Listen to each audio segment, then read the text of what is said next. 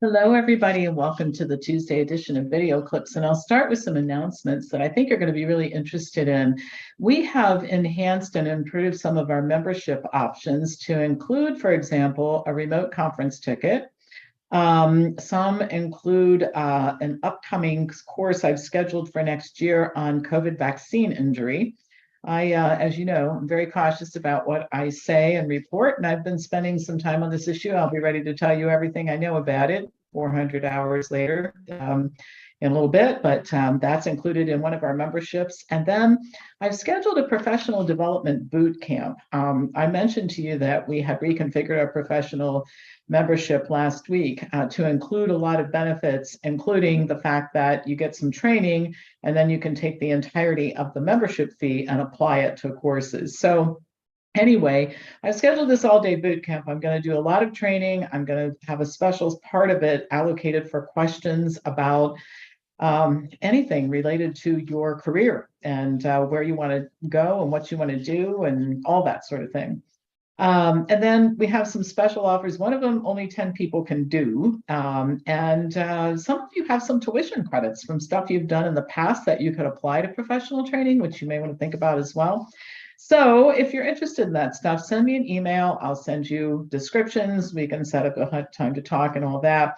Don't forget the free tour of our resources. We have one scheduled for July 12th and also for July 25th. So that's about it. I'm going to try and keep the announcements short. I actually want to share some good news with you today. I don't get a chance to do that very often. So I'll just start with this. I as you know, I think if you're a regular listener of mine, I invest a lot of time in preparing my weekly newsletters. I send two now, one to healthcare professionals and one to the general public, the 4 videos that I post every week. And my goal is to encourage people to become more careful when they're making decisions about any health-related topic. Now, the best way to do this is by looking at data concerning risks and benefits and then considering this data in view of your personal values and risk tolerance. Well, the medical system is remarkably resistant to doing this for a whole lot of reasons. One is the time involved. I mean, unlike just issuing instructions to people, which can only take a minute or two, discussions that involve nuance can take 20 to 45 minutes.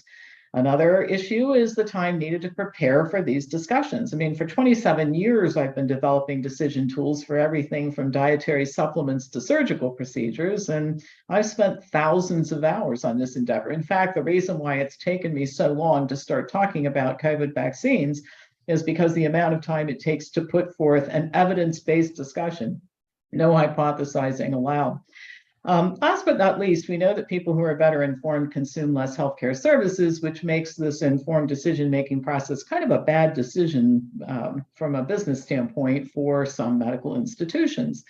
But amongst all the incompetence and the dismissiveness and the not being forthright about facts, there are some bright spots. Take, for example, Allison Huffstetler, a family practice doctor in Fairfax, Virginia. She recently co-authored an article that looked at potential harms from colonoscopy and discussed her approach to discussing colonoscopy with patients in an article posted on MedPage.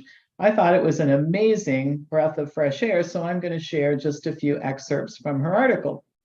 Quote, in my average day of clinical care, I offer patients 4 options for colorectal cancer screening.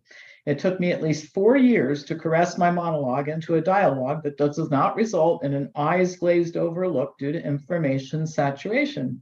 Our dialogue results in shared decision-making. That shared decision-making is based on the best available evidence and values of the person in front of me. The recommended screening options for colorectal cancer include colonoscopy, flexible sigmoidoscopy, CT colonography, and stool-based tests such as FIT. The risks of colonoscopy cited by the U.S. Preventive Services Task Force in their 2021 update are 17.5 serious bleeding events and 5.4 perforations per 10,000 colonoscopies. And she shows this to her clients, our patients. She says, we review the benefits of colonoscopy as well. She then discusses the article that she co-authored about risks. This was published in a medical journal. Quote, this systematic review explored harms related to screening colonoscopies, and it differed from prior literature in 2 specific ways.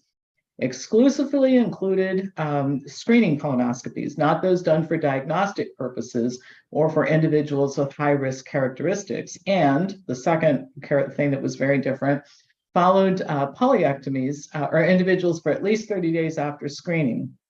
Colonoscopies that included polyectomies were included, as they're often performed in the setting of colonoscopies. Polypectomies is the term I was looking for there. But the point that this is very important in terms of the inclusion criteria for this review.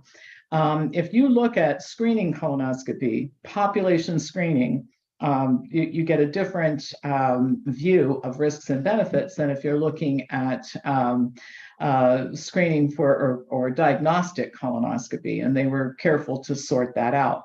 And then they followed people 30 days after screening, because a lot of times the problems don't develop right after the colonoscopy, they develop in the 30-day period following.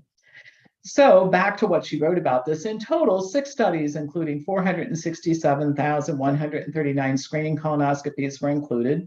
Harms were higher than those found in prior systematic reviews. And again, this would be because the focus was on screening colonoscopies rather than lumping in all the people who had blood in their stools who were going in for some type of diagnostics. So credible ranges of 16.4 to 36.19 for serious bleeding events, and 7.62 to 8.50 perforations per 10,000 colonoscopies. Then she writes, any medical intervention poses risks. As clinicians, we balance these risks with the benefits with the patient's personal values. Serious bleeding and perforations are not uncommon after colonoscopies and should be explicitly communicated to patients. Screening should still take place, and patients often choose colonoscopy. However, communicating accurate, timely, and realistic risk is essential to shared decision-making. And to this, I say amen to that. If all doctors engaged in these types of discussions, our medical system would be much safer. Medical expenses would be a whole lot lower. And people like me wouldn't hear every single day, my gosh, if I'd known then what I know now, I would have made a different decisions. I never would have taken this supplement, eaten this diet, agreed to this procedure, whatever.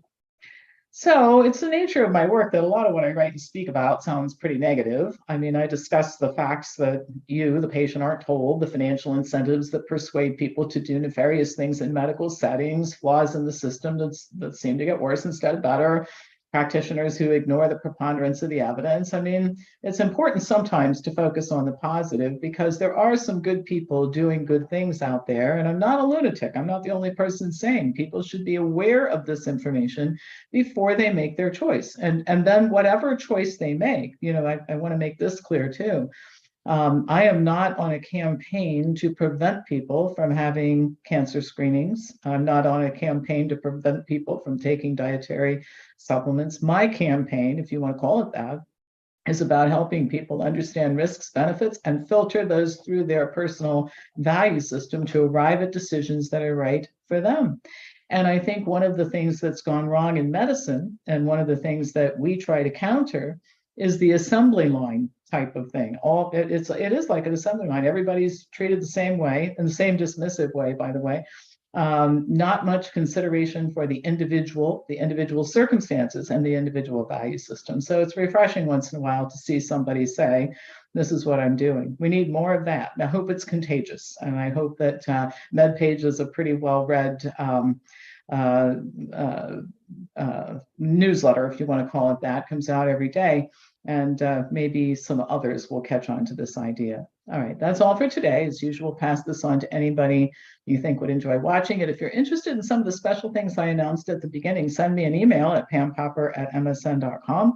I'll email you details and we can set up a time to talk about it. But if you're thinking that your health needs improvement, or your practice needs improvement, or you'd like to start a practice or do something different with yourself, let's at least talk about it. All right, that's it for today. Have a great day, and I will be back to you tomorrow with more news.